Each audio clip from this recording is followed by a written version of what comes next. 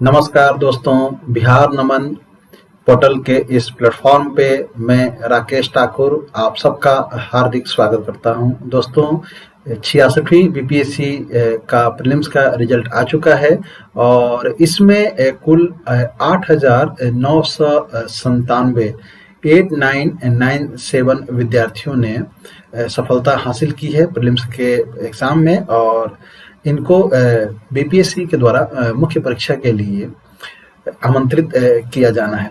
दोस्तों आज हम लोग 66वीं बीपीएससी मुख्य परीक्षा में जीएस पेपर 1 का जो पोर्शन है आपका डीआई का डाटा इंटरप्रिटेशन का उसके बारे में और संग में जो सीडीपीओ का एग्जाम जो आपका होने वाला है उसकी मुख्य परीक्षा के लिए भी जो जीएस पेपर 1 में जो आपके डीआई का जो पार्ट है उसके संदर्भ में दोस्तों आज हम लोग इस वीडियो में चर्चा करेंगे और कैसे हम लोग डीआई की तैयारी करें बीपीएससी के मेंस के एग्जाम के लिए और सीडीपीओ के मेंस के एग्जाम के लिए।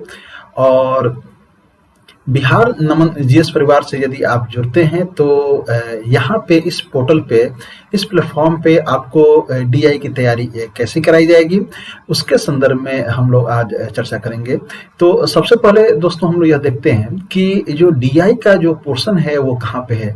तो आप लोगों ने सिलेबस देखा ही होगा कि जो जीएस पेपर 1 है इस जीएस पेपर 1 में आपका डीआई का सिलेबस है और सेक्शन 3 में जो है डीआई है और 72 नंबर का डीआई है। ठीक है, 300 नंबर में आपका 72 नंबर का डीआई है और यदि परसेंटेज के हिसाब से यदि हम लोग इसको कैलकुलेट करें तो इसका वेटेज जो है वो 24% इसका वेटेज है, यानी कि आपका 24% जो है वो मार्क्स सिर्फ आपका डीआई का है। तो यह आपके एग्जाम के लिए आपके सिलेक्शन के लिए कितना महत्व रखता है इसी से आप इस चीज़ का अंदाजा लगा सकते हैं। दोस्तों बीपीएससी ने मुख्य परीक्षा की तिथि भी जारी कर दी है, 5 जून 2021 से वो मुख्य परीक्षा लेंगे। तो आपके पास 2 महीने का समय है और इस 2 महीने में आपको एक बेहतर आपको प्लानिंग से बेहतर रणनीति से आपको सारे जो जीएस के जो पोर्शन है उसकी आपको तैयारी करनी है। और जो डीआई का जो पोर्शन है वो आपका मैथमेटिकल पोर्शन है और यदि आपने डीआई के क्वेश्चन को आसानी से और सही तरीके से यदि आपने इसको सॉल्व कर दिया तो फिर आपको 72 के 72 मार्क्स मिलेंगे, 100% मार्क्स मिलेंगे। और डीआई का ये मार्क्स न सिर्फ आपके सिलेक्शन को तय करेगा बल्कि जो मेधा सूची जो बनेगी वरीयता जो आपकी मेरिट लिस्ट बनेगा उसमें भी आप अच्छे रैंक से आप पास होंगे और निश्चित तौर पे आप बिहार प्रशासनिक सेवाओं में चयनित होकर और राज्य में अपनी सेवाएं देंगे, प्रदान करेंगे, मान सम्मान आप राज्य का देश का बढ़ाएंगे। तो आइए और हम लोग चलते हैं और आज हम लोग डीआई को कैसे हम लोग तैयार करें उसके संदर्भ में हम लोग चर्चा करते हैं।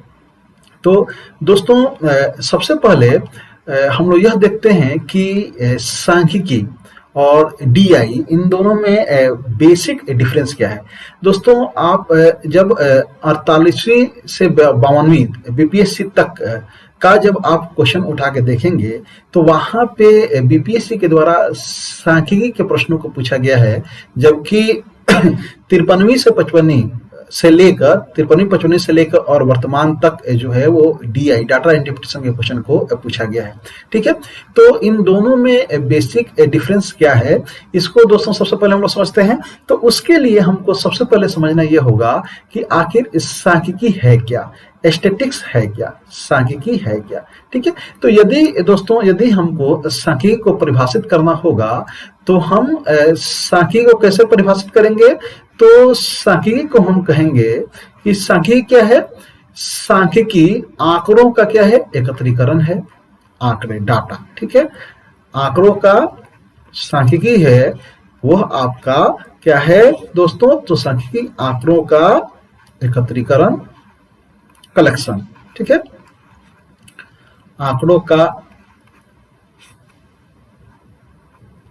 एकत्रीकरण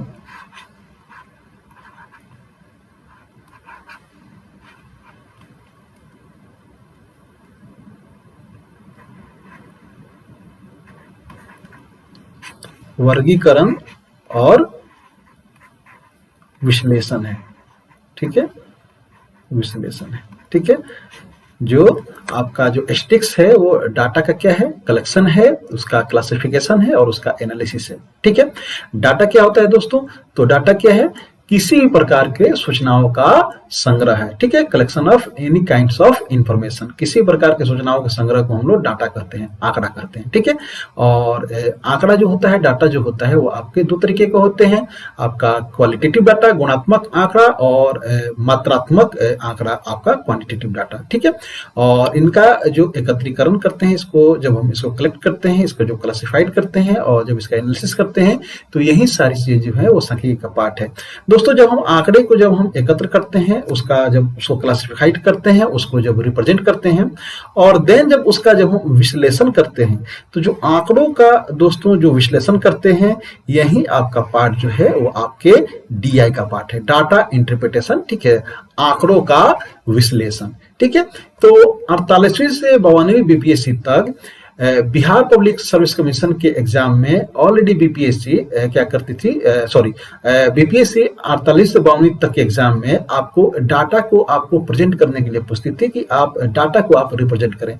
लेकिन अब 53वीं से 55वीं बीपीएससी और उसके बाद के जितने भी आपके एग्जाम हुए हैं, उनमें आप देखते हैं कि ऑलरेडी बीपीएससी डाटा को रिप्रेजेंट करके देती है और आपको कहती है कि आप इसका एनालिसिस करें। तो यही कारण है कि पहले हम लोग इसको सांख्यिकी के नाम से जानते थे और अब हम लोग इसको डीआई, डाटा इंटरप्रिटेशन हम लोग कहते हैं, ठीक है।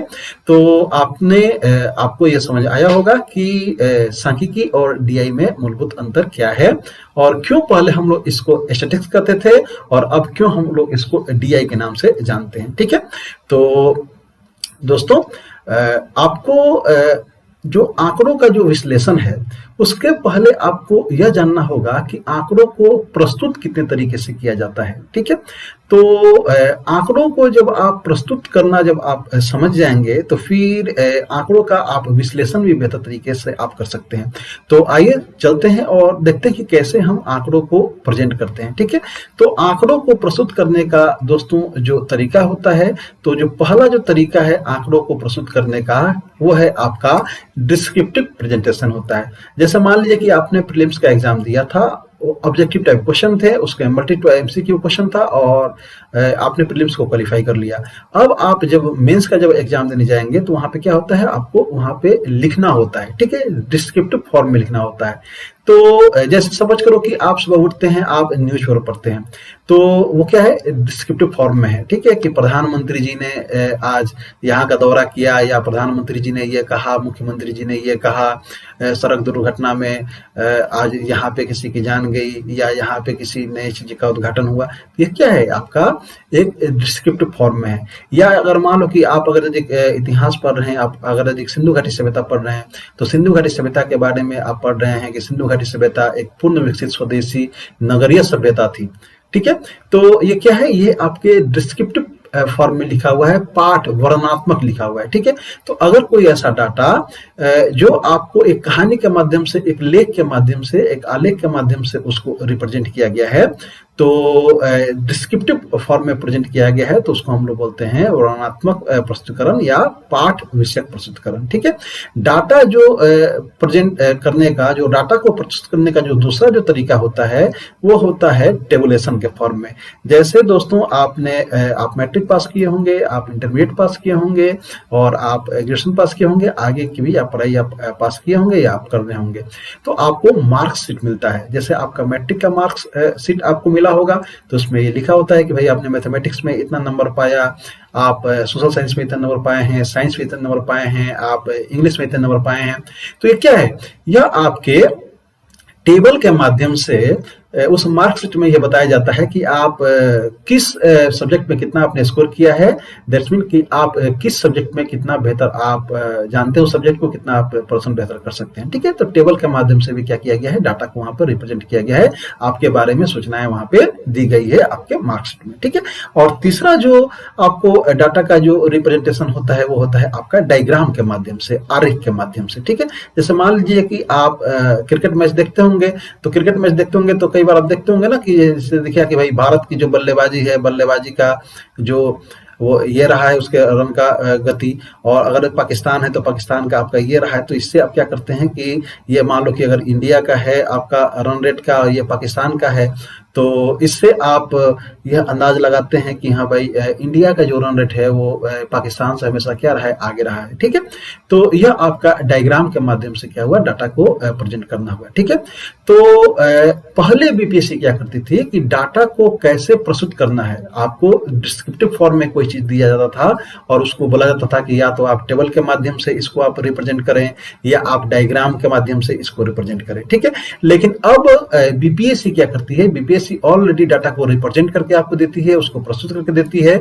और बीपीएससी अब कहती है कि आप इसको आप एनालिसिस कीजिए इस डाटा का। ठीक है, तो आइए वो इस पे हम लोग अभी चर्चा करेंगे। सबसे पहले यह देखते हैं कि जो डायग्राम, जो आरेख के माध्यम से जो आंकड़ों को जो प्रस्तुत किया जाता है उसके कितने टाइप हैं। ठीक है, तो दोस्तों जो आरेखीय प्रस्तुतिकरण होता है आंकड़ों को, उसका हम लोग 3 भागों में बांटते हैं। पहला है आपका जियोमेट्रिकल डायग्राम, ज्यामितीय आरेख। पहला है आपका जियोमेट्रिकल डायग्राम, ज्यामितीय आरेख। दूसरा है आपका फ्रीक्वेंसी डायग्राम, बारंबारता आरेख। ठीक है, और तीसरा है आपका अत्यंत इंपॉर्टेंट बीपीएससी के पॉइंट ऑफ व्यू से अर्थमेटिकल लाइन ग्राफ, आपका अंकगणितीय रेखा चित्र। ठीक है, तो आरेखीय प्रस्तुतिकरण जो होता है आंकड़ों का, वो तो या तो ज्यामितीय आरेख के माध्यम से होता है, या आपके फ्रीक्वेंसी डायग्राम के माध्यम से होता है, या अर्थमेटिकल लाइन ग्राफ के माध्यम से होता है।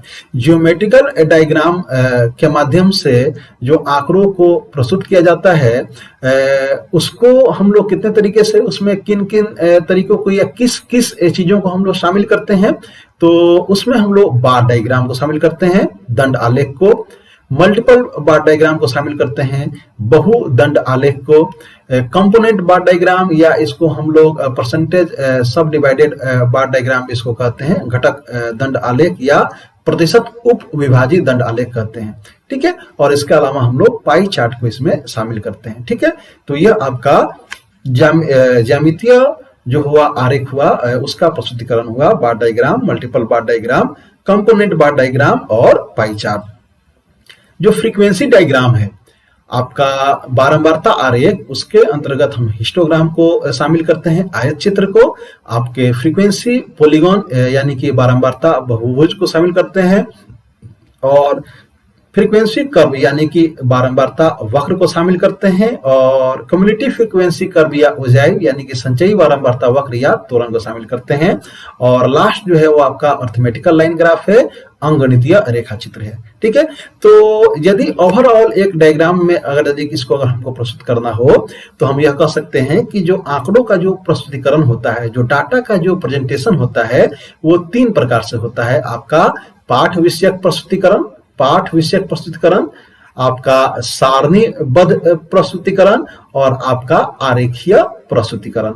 आरेखीय प्रस्तुतिकरण में आपका ज्यामितीय आरेख, बारंबारता आरेख और अंकगणितीय रेखा चित्र। ठीक है, और ज्यामितीय आरेख के अंतर्गत आपका दंड आरेख, बहुदंड आरेख, घटक दंड आरेख, पाई चार्ट को शामिल करते हैं, जबकि बारंबारता आरेख के अंतर्गत आयत चित्र, बारंबारता बहुभुज, बारंबारता वक्र और संचयी बारंबारता वक्र को शामिल करते हैं, और अंकगणितीय रेखा चित्र है। ठीक है, और कुल मिला के आप यह कह सकते हैं कि यही आपका बीपीएससी का जो डीआई का जो पोर्शन है उसका सिलेबस है, और यहीं से क्वेश्चन आते हैं। ठीक है, बीपीएससी के डीआई के पॉइंट ऑफ व्यू से यह आपका जो अब जो एग्जाम का जो पैटर्न है, उसके अनुसार यह जो आपका पाठ विषयक प्रस्तुतिकरण है, यह आपका इरेलीवेंट है। ठीक है, सारणीबद्ध प्रस्तुतिकरण जो है वो आपके लिए इंपॉर्टेंट है।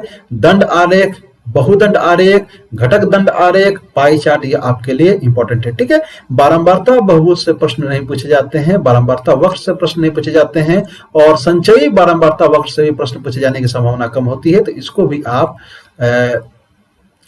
हटा के चल सकते हैं। ठीक है, तो बाकी के जो आपके टेबल हैं, आपके बार डायग्राम है, दंड आरेख या बहुदंड आरेख, मल्टीपल बार डायग्राम, घटक दंड आरेख और पाई चार्ट, आयत चित्र, और सबसे इंपॉर्टेंट जो है वो आपका अंकगणितीय रेखा चित्र है, अर्थमेटिकल लाइन ग्राफ है। ठीक है, यदि इतने पोर्शन पे यदि आप काम करके जाएंगे, तो आपको बेहतर रिजल्ट प्राप्त होगा। ठीक है, और इसमें कोई शक नहीं है कि आपसे डीआई के प्रश्न न बने और 72 का 72 आप 100% आप स्कोर कर सकते हैं और आप बेहतर रिजल्ट आप प्राप्त कर सकते हैं। तो लेकिन दोस्तों यह कहने की बात है, जब तक यदि हम इसको सिद्ध न कर लें, जब तक इन तथ्यों की हम लोग जांच न कर लें कि क्या जिन तथ्यों पे अभी हम बात कर रहे हैं उन तथ्यों पे ही बीपीएससी के द्वारा प्रश्न पूछा जाता रहा है या नहीं, तब तक हम जो है वो फाइनल डिसीजन पर नहीं पहुंच सकते हैं। और फाइनल डिसीजन पर पहुंचने के लिए हमको ट्रेंड एनालिसिस करना होगा कि जो विगत वर्ष के जो प्रश्न पत्र हैं उनका ट्रेंड क्या है। ठीक है, तो आइए चलते हैं और हम लोग ट्रेंड एनालिसिस करते हैं और देखते हैं कि बीपीएससी ने 53वीं से 55वीं बीपीएससी और उसके बाद के जितने भी एग्जाम हुए हैं 65वीं बीपीएससी तक, उसमें जो डीआई से जो प्रश्न पूछे गए हैं उनका ट्रेंड दोस्तों क्या है। ठीक है, तो आइए चलते हैं और हम लोग ट्रेंड एनालिसिस करते हैं। तो ये आइए हम लोग देखते हैं कि 53वीं से 55वीं बीपीएससी से लेकर आपके 65वीं बीपीएससी तक हर साल जो है वो जो डीआई का जो सेक्शन है, सेक्शन 3 जीएस पेपर 1 में, उसमें 4 क्वेश्चन पूछे जाते हैं। क्वेश्चन 1, क्वेश्चन 2, क्वेश्चन 3 और क्वेश्चन 4। टोटल क्वेश्चन की जो संख्या कितनी है दोस्तों, आपको हर बार आपको 4 है और इसमें आपको 2 क्वेश्चन को आपको जवाब देना है। ठीक है, जब आप 53वीं से 55वीं बीपीएससी का जब आप क्वेश्चन पर देखेंगे तो देखेंगे कि वहां पे 9 नंबर क्वेश्चन से उस क्वेश्चन जो पेपर है उसमें 9 नंबर क्वेश्चन से आपके डीआई के प्रश्न हैं। ठीक है, तो जो 9 नंबर क्वेश्चन है वहां पे लाइन ग्राफ से प्रश्न पूछा गया है। जो 10th नंबर क्वेश्चन है वहां पे आपका मल्टीपल बार डायग्राम से क्वेश्चन पूछा गया है, जबकि 11वां नंबर क्वेश्चन आपका पाई चार्ट से। 12 नंबर जो क्वेश्चन है उसमें 2 पार्ट है। ए नंबर क्वेश्चन जो है वो मल्टीपल बार डायग्राम से पूछा गया है, जबकि बी नंबर जो क्वेश्चन है दोस्तों वो आपके लाइन ग्राफ से पूछा गया है। इसी प्रकार जो आपका 56वीं से 59वीं जो बीपीएससी है उसमें जो उस वर्ष का जो प्रश्न पत्र है वहां उस प्रश्न पत्र में 11वें नंबर प्रश्न से आपके डीआई का प्रश्न है। तो 11वां नंबर जो प्रश्न है वो आपके पाई चार्ट और टेबल को मिलाकर पूछा गया है। 12वां नंबर जो प्रश्न है वो आपके मल्टीपल बार डायग्राम से क्वेश्चन है। 13वां नंबर जो क्वेश्चन है वो आपका लाइन ग्राफ का क्वेश्चन है और 14वां नंबर क्वेश्चन आपका लाइन ग्राफ का क्वेश्चन है। 60वीं से 62वीं बीपीएससी में देखते हैं कि जो उसका पहला क्वेश्चन है यानी कि 12वां क्वेश्चन लाइन ग्राफ से है। सेकंड क्वेश्चन आपका मल्टीपल बार डायग्राम से है। थर्ड क्वेश्चन आपका पाई चार्ट से है और जो फोर्थ क्वेश्चन है वो आपका लाइन ग्राफ से है। ठीक है, 63वीं बीपीएससी में भी आपका जो पहला डीआई का क्वेश्चन है वो आपका लाइन ग्राफ से है। दूसरा क्वेश्चन आपका पाई चार्ट से है। तीसरा क्वेश्चन आपका मल्टीपल बार डायग्राम से है और चौथा क्वेश्चन जो है वो आपका लाइन ग्राफ से है। ठीक है, 64वीं बीपीएससी में जब देखते हैं कि उस वर्ष के प्रश्न पत्र में 12 नंबर प्रश्न से आपके डीआई के प्रश्न हैं और पहला जो प्रश्न है वो आपके पाई चार्ट और हिस्टोग्राम को मिलाकर पूछा गया है। जो दूसरा नंबर क्वेश्चन है वो आपका मल्टीपल बार डायग्राम और लाइन ग्राफ को मिलाकर पूछा गया है, जबकि जो तीसरा क्वेश्चन है वो आपके लाइन ग्राफ से पूछा गया है और चौथा जो क्वेश्चन है वो आपके लाइन ग्राफ से पूछा गया है। ठीक है, 65वीं बीपीएससी जो सबसे अभी जो अंतिम जो बीपीएससी का एग्जाम आपके 86 से पहले जो हुआ है उसमें जो पहला जो क्वेश्चन है डीआई का वो पाई चार्ट और टेबल से मिला के पूछा गया है। जो दूसरा जो क्वेश्चन है वो आपके मल्टीपल बार डायग्राम से पूछा गया है। तीसरा जो क्वेश्चन है वो आपके लाइन ग्राफ से पूछा गया है और जो चौथा क्वेश्चन है वो भी आपके लाइन ग्राफ से पूछा गया है। यानी कि टोटल 4 जो क्वेश्चन पूछे गए हैं आपके, जिसमें 2 प्रश्नों का उत्तर देना है, उसमें जो सबसे जो महत्वपूर्ण जो पार्ट है वह आपका लाइन ग्राफ है। ठीक है, इस ट्रेंड का एनालिसिस करने के बाद यह बात उभर के आती है कि सबसे अधिक जो क्वेश्चन जो पूछे जाते हैं वो आपके लाइन ग्राफ से पूछे जाते हैं, उसके बाद आपके मल्टीपल बार डायग्राम से पूछे जाते हैं, देन उसके बाद पाई चार्ट से पूछे जाते हैं। लेकिन ओवरऑल आपको टेबल, बार डायग्राम, मल्टीपल बार डायग्राम और पाई चार्ट और हिस्टोग्राम और यदि आप अर्थमेटिकल लाइन ग्राफ पे यदि आप काम करके जाते हैं तो फिर इसमें कोई शक नहीं है कि आप डीआई के दोनों क्वेश्चन को आप सॉल्व न कर पाए इजी वे में और आप 72 नंबर आप स्कोर न कर पाए। ठीक है, तो दोस्तों ये हमारा हुआ ट्रेंड एनालिसिस और इस ट्रेंड एनालिसिस को जब हम देखते हैं तो हम को इस बात का पुख्ता सबूत मिल जाता है कि अभी कुछ देर पहले जो हम लोगों ने डिसाइड किया कि यदि हम टेबल को और दंड आरेख को, बहुदंड आरेख को और पाई चार्ट, घटक दंड आरेख, आयत चित्र और अंगनित्य रेखा चित्र का यदि हम बेहतर तरीके से अध्ययन कर लें तो फिर डीआई के पोर्शन को हमारे लिए डीआई का पोर्शन जो होगा वो आसान हो जाएगा और आराम से हम क्वेश्चन को टेकल कर सकते हैं। दोस्तों, बिहार नमन जीएस परिवार से यदि आप जुड़ते हैं तो आपको क्या फायदे होंगे डीआई के पोर्शन में, और या यूं कहिए कि किस प्रकार से हम लोग डीआई के पोर्शन को हम लोग आपके सामने रखेंगे या क्लास का हमारा स्ट्रक्चर क्या होगा, उसके बारे में अब हम लोग चर्चा करते हैं दोस्तों। तो आइए आपको मैं बताता हूं कि जो फंडामेंटल जो आपका फाउंडेशन जो बैच जो चलेगा डीआई का, उसका क्लास का प्रोग्राम क्या होगा। यदि आप बिहार नमन जीएस परिवार से जुड़ते हैं तो क्या चीजें आपको अन्य जगहों से आपको भिन्न मिलेगी या क्या चीजें आपको अलग तरीके से मिलेगी जो डीआई के पोर्शन को बेहतर करने में आपको मददगार साबित होगा। ठीक है, तो आइए और हम लोग देखते हैं कि जो फाउंडेशन बैच हमारे इस पोर्टल पे चलेगा ऑनलाइन, उसका जो स्ट्रक्चर होगा, क्लास जो प्रोग्राम होगा वो क्या होगा। ठीक है, तो दोस्तों फाउंडेशन जो बैच होगा उसका जो क्लास प्रोग्राम होगा उसमें जो टोटल जो क्लासेस होंगे वो आपके 15 होंगे। ये 15 जो क्लासेस हैं यह आपके मिनिमम है। ठीक है, ये मैक्सिमम नहीं है, मिनिमम 15 क्लासेस हैं। ठीक है, यदि मुझे यह लगेगा कि 15 क्लास में आपका जो है वो कोर्स कंप्लीट नहीं हो पाया है या ऐसा मुझे प्रतीत होगा कि आपको 2-3 और क्लास देना चाहिए मुझे, तो फिर वो क्लास दिया जाएगा। कोई हार्ड एंड फास्ट रूल नहीं है कि भाई 15 क्लास है तो 15 क्लास है। ठीक है, मिनिमम 15 क्लास है।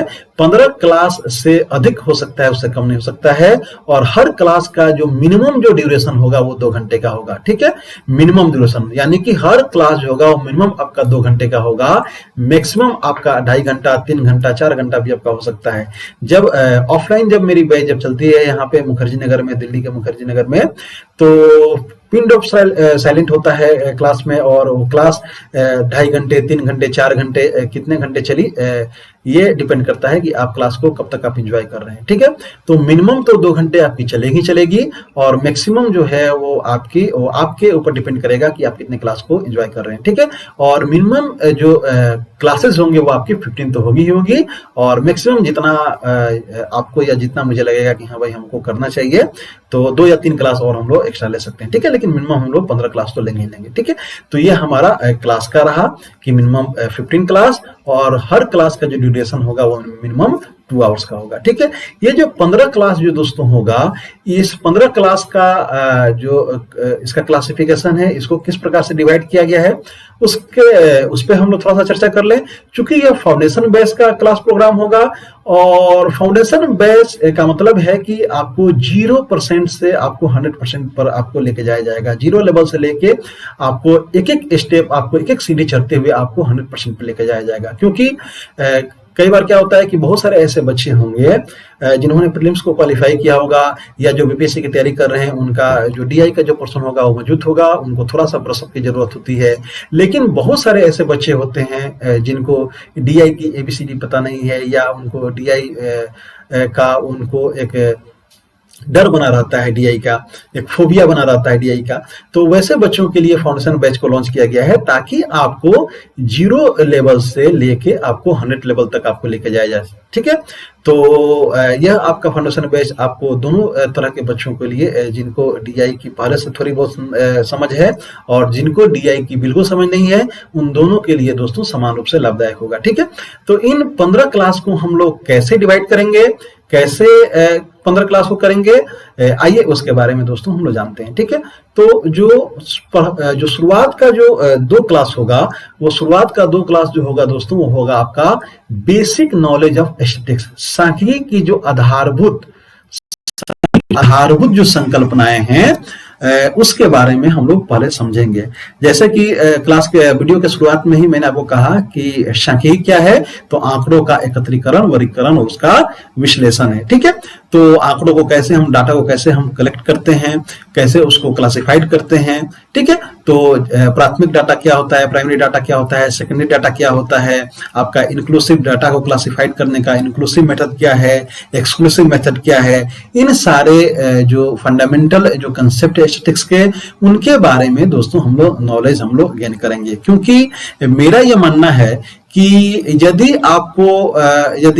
अल्फाबेट अगर आपको पता नहीं है और मैं अगर आपको यह बोल दूं कि आप लिखो कि Ram is going to market, तो फिर आप नहीं लिख पाओगे। ठीक है, तो आपको उसके लिए सबसे पहले आपको अल्फाबेट की समझ होनी चाहिए। तो डीआई में आप बेहतर परफॉर्मेंस करें तो वह उसके लिए जरूरी है कि आप सबसे पहले उस आधारभूत संकल्पनाओं को आप समझें जिसके आधार पे डीआई के क्वेश्चन को फ्रेम किया जाता है। ठीक है, तो जो शुरुआत का जो 2 क्लास होगा उसमें आपको सांख्यिकी के आधारभूत संकल्पनाओं के बारे में बताया जाएगा। इसके बाद का अगला जो 2 क्लास होगा उसमें जो फंडामेंटल अर्थमेटिक के जो चैप्टर्स हैं, जहां से डीआई के प्रश्न बनते हैं, उनके बारे में हम लोग दोस्तों नॉलेज गेन करेंगे। आप जब डीआई के प्रश्न पत्रों का जब विश्लेषण करेंगे, विगत वर्ष के जो प्रश्नों का जो विश्लेषण करेंगे, तो आप यह देखेंगे कि डीआई के जो प्रश्न हैं वो कुछ अर्थमेटिकल चैप्टर से ही बनते हैं। और ये कौन कौन से चैप्टर हैं दोस्तों? तो ये आपके 5 चैप्टर हैं। कौन कौन से? तो आपका सिंप्लीफिकेशन है, सरलीकरण, आपका रेशियो है, अनुपात, एवरेज है, औसत, प्रॉफिट एंड लॉस, लाभ हानि, और परसेंटेज, प्रतिशत। ठीक है, इन्हीं जो 5 जो चैप्टर है इससे आपके जो है वो ओवरऑल डीआई के प्रश्न आपके बनते हैं। जब आप विगत वर्ष के प्रश्न पत्रों का आप विश्लेषण करेंगे तो आप यह देखेंगे कि जैसे मान लीजिए एक उदाहरण के तौर पे मैं आपको 63वीं बीपीएससी के बारे में अगर बताऊं, तो 63वीं बीपीएससी में जो टोटल जो क्वेश्चन पूछे गए, वो टोटल क्वेश्चन पूछे गए आपके 4, और जो सब क्वेश्चन की संख्या थी, जैसे मान लीजिए कि पहले क्वेश्चन में आपका ABCDE दिया हुआ है, इस तरीके से जो सब क्वेश्चन है, ये टोटल सब क्वेश्चन मिला के क्वेश्चन थे आपके 24 सब क्वेश्चन थे। और इन 24 सब क्वेश्चन को जब देखेंगे तो आप यह पाएंगे कि इसमें रेशियो से जो है वो आपके 8 क्वेश्चन पूछे गए हैं, परसेंटेज से आपके 13 क्वेश्चन पूछे गए हैं, प्रॉफिट एंड लॉस से आपका 1 क्वेश्चन पूछा गया है, प्रॉफिट एंड लॉस से आपका 1 क्वेश्चन पूछा गया है, और सिंप्लीफिकेशन से दोस्तों आपका 2 क्वेश्चन पूछा गया है। सिंप्लीफिकेशन से आपका दोस्तों 2 क्वेश्चन पूछा गया है। ऐसे ही जब आप 64वीं बीपीएससी का जब आप एनालिसिस करेंगे तो 64वीं बीपीएससी में टोटल सब क्वेश्चन की संख्या जो है वो आपकी कितनी है? आपकी 20 है। ठीक है, और इस 20 को जब आप बांटेंगे तो आप यह देखेंगे कि रेशियो से यहाँ पे क्वेश्चन पूछे गए हैं 2, परसेंटेज से आपके क्वेश्चन पूछे गए हैं 7, प्रॉफिट एंड लॉस से जो है वो क्वेश्चन पूछे गए हैं आपके 3, एवरेज से क्वेश्चन पूछे गए हैं आपके 4, एवरेज से आपके क्वेश्चन पूछे गए हैं 4, और आपके सिंप्लीफिकेशन से क्वेश्चन पूछे गए दोस्तों आपके 4। ठीक है, आपका 7 2 9 9 3 12 12 8 20 हो गया। ठीक है, ऐसे ही जब आप 65वीं बीपीएससी का जब आप एनालिसिस करेंगे, 65वीं बीपीएससी का जब आप एनालिसिस करेंगे तो यहाँ भी जो टोटल जो सब क्वेश्चन की संख्या है वो है आपकी 20। ठीक है, 20 है, और इसमें भी दोस्तों जो रेशियो से जो प्रश्न पूछे गए हैं, या रेशियो से प्रश्न पूछे गए हैं आपके 5, जो परसेंटेज है, इस परसेंटेज से प्रश्न पूछे गए हैं आपके 10, प्रॉफिट और लॉस से प्रश्न पूछे गए हैं आपके 1, प्रॉफिट और लॉस से प्रश्न आपके पूछे गए हैं 1, एवरेज से इसमें प्रश्न नहीं पूछा गया है, और आपका सिंप्लीफिकेशन से प्रश्न पूछा गया है आपका 4। ठीक है, तो आप ये देख रहे हैं ना कि डीआई का जो प्रश्न है वह प्रश्न या तो आपका सिंप्लीफिकेशन से आपको उसको बनाया गया है, या रेशियो से बनाया गया है, या एवरेज से बनाया गया है, या आपका प्रॉफिट लॉस से बनाया गया है, या आपका परसेंटेज से बनाया गया है। ठीक है, उदाहरण के तौर पे यह देखिए, यह आपके 63वीं बीपीएससी का यह क्वेश्चन है, 63वीं बीपीएससी का यह क्वेश्चन है, 63वीं यह बीपीएससी का क्वेश्चन है। ठीक है, क्वेश्चन क्या है?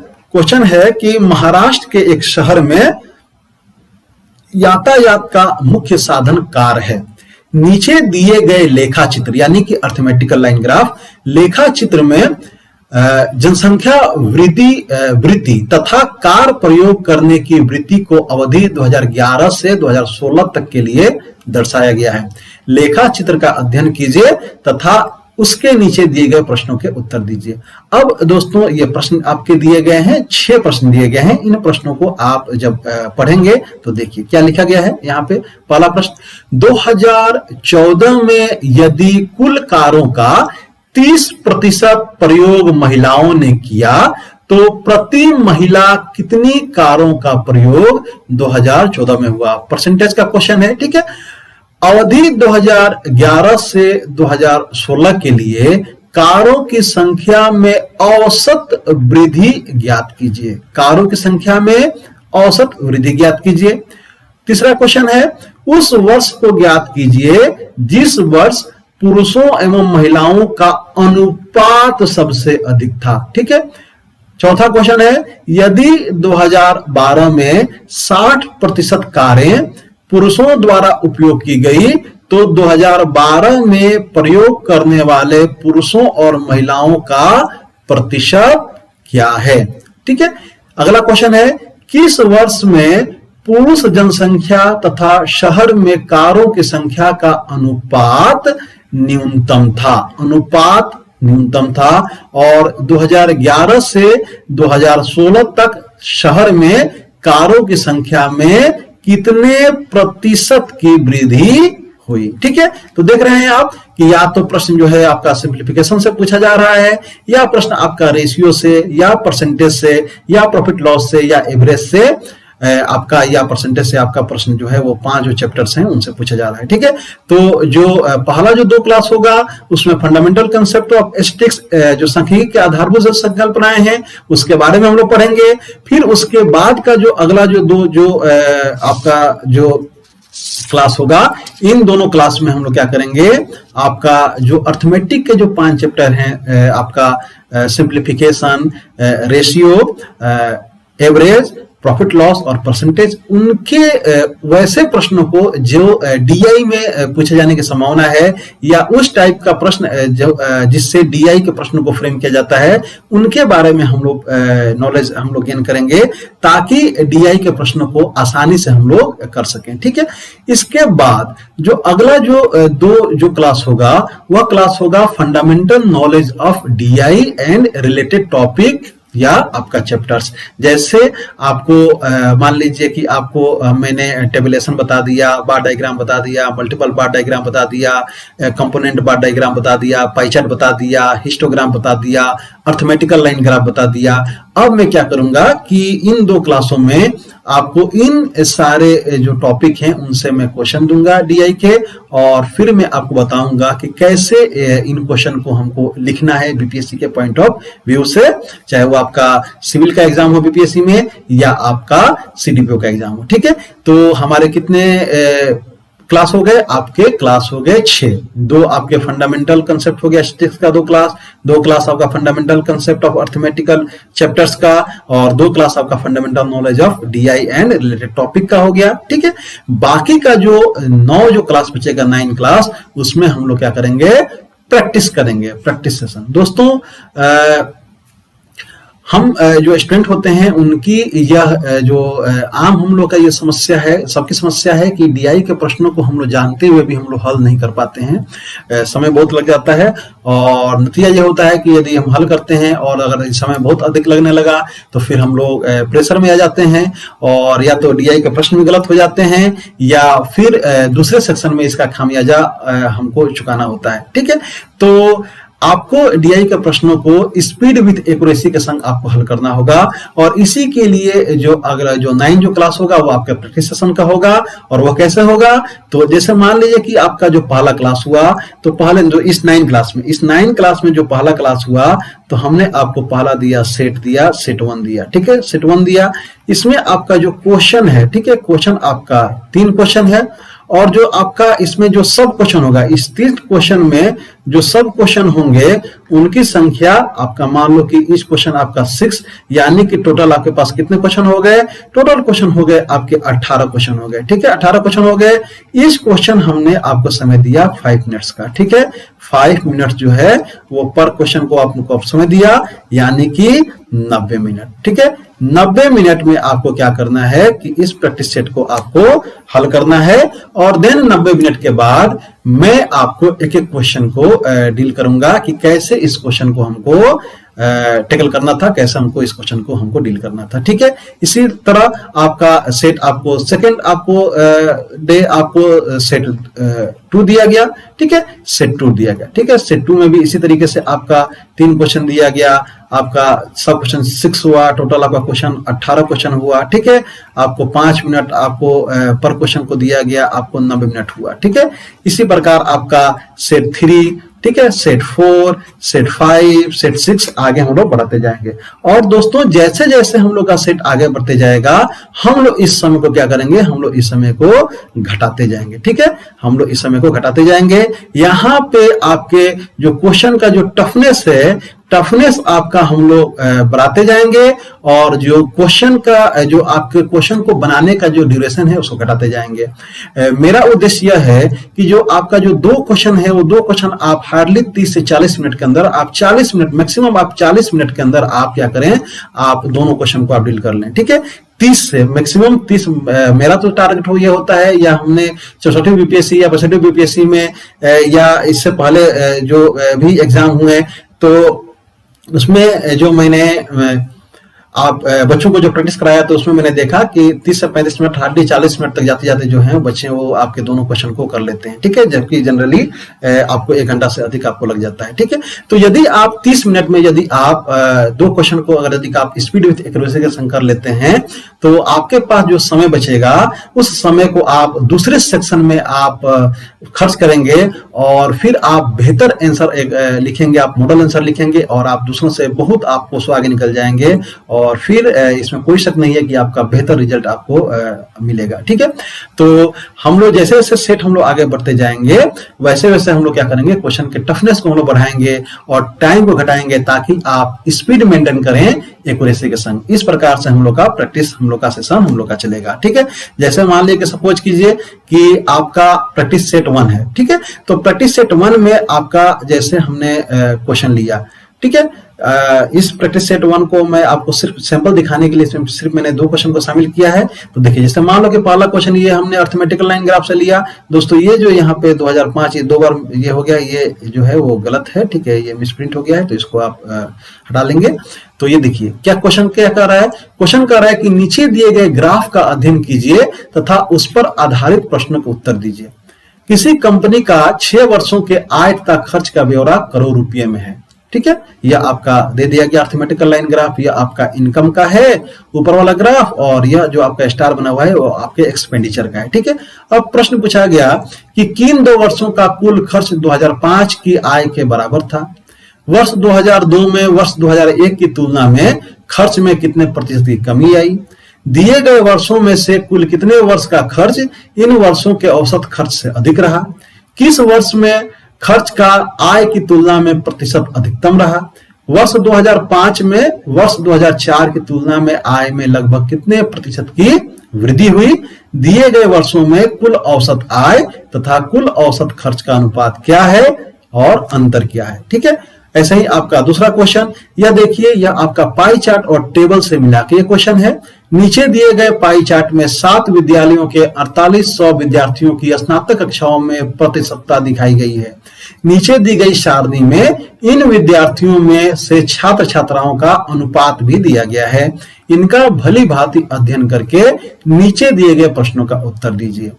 विद्यालय F में छात्रों एवं विद्यालय E में छात्राओं का क्रमशः अनुपात कितना है। अगला क्वेश्चन है, विद्यालय D में छात्राओं तथा विद्यालय C में छात्रों का अनुपात कितना है।